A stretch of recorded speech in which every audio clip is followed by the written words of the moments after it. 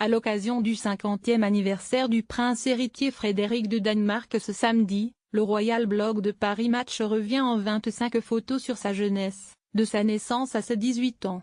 26 mai 1968, il y a tout juste 50 ans le prince Frédéric de Danemark voyait le jour au Rigshospitalet à Copenhague. Il est le premier enfant de la princesse Margrethe, héritière du trône danois, et du diplomate français Henri de Laborde de Montpezat. Le prince Henrik, décédé le 13 février dernier. À sa naissance, son grand-père maternel, le roi Frédéric IX, est le monarque du Danemark, son arrière-grand-père le père d'Ingrid de Suède, sa grand-mère maternelle celui de Suède sous le nom de Gustaf V. Adolf. Revoir, le prince Henrik de Danemark s'est éteint. Retour sur sa vie en 30 photos. Frédéric a à peine 1 an lorsque naît son petit frère, le prince Joachim, et seulement 3 ans et demi quand leur mère devient reine du Danemark. Lui-même se retrouve automatiquement prince héritier, avec la lourde tâche de succéder un jour à sa maman, Margrethe.